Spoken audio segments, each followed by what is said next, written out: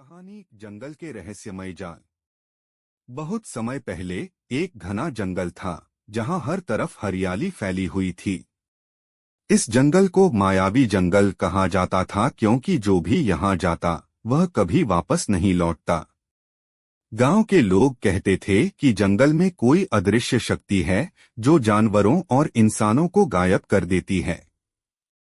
एक दिन एक साहसी लड़का अर्जुन ने ठान लिया कि वह इस रहस्य का पता लगाएगा। उसके पास सिर्फ एक छड़ी, एक पानी की बोतल और उसकी बुद्धिमानी थी। जैसे ही वह जंगल में दाखिल हुआ, उसे चारों ओर अजीब सी चुप्पी महसूस हुई। पक्षी भी ऐसे गा रहे थे जैसे कोई खतरे का संकेत दे रहे हों। जंगल में चलते चलते अर्जुन को अचानक एक पेड़ के नीचे पत्तों का ढेर दिखा।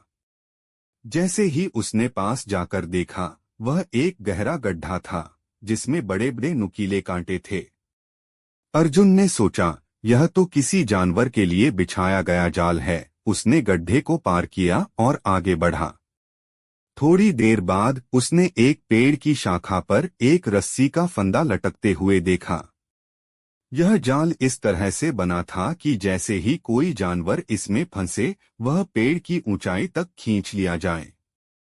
अर्जुन और सतर्क हो गया। उसे एहसास हुआ कि यह जंगल सिर्फ रहस्यमय नहीं बल्कि खतरनाक भी है। आगे बढ़ते हुए उसने और भी कई जाल देखे। कहीं मांस का टुकड़ा एक पिंजरे में रखा था, तो कहीं कांटों से भरा जाल जमीन पर बिछा हुआ था। हर जाल इस तरह बना था कि किसी भी जानवर को फंसाया जा सके। लेकिन अर्जुन को कोई इंसान या शिकारी कहीं दिखाई नहीं दिया।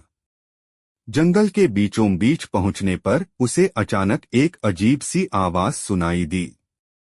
वह आवाज किसी घायल जानवर की तरह थी। अर्जुन आवाज की ओर बढ़ा और उसने देखा कि एक बाघ एक बड़े जाल में फंसा हुआ था। बाघ की आंखों में दर्द और गुस्से का मिश्रण था। अर्जुन को समझ नहीं आया कि क्या करे। तभी झाड़ियों के पीछे से एक आदमी निकलकर अर्जुन के सामने आ गया। वह लंबा और रहस्यमय दिखने वाला शिकारी था। उसने अर्जुन को घूरते हुए कहा, तुम यहाँ क्या कर रहे हो? यह जंगल मेरा इलाका है। अर्जुन ने अपनी बहादुरी और चतुराई का इस्तेमाल किया। उसने शिकारी से बातों बातों में पूछा कि वह यहाँ क्या कर रहा है। शिकारी ने कहा, मैं इस जंगल के हर जानवर को फंसाकर बेचता हूँ। यह बाघ मेरी सबसे बड़ी जीत होगी। लेकिन अर्जुन को यह मंजूर नहीं था।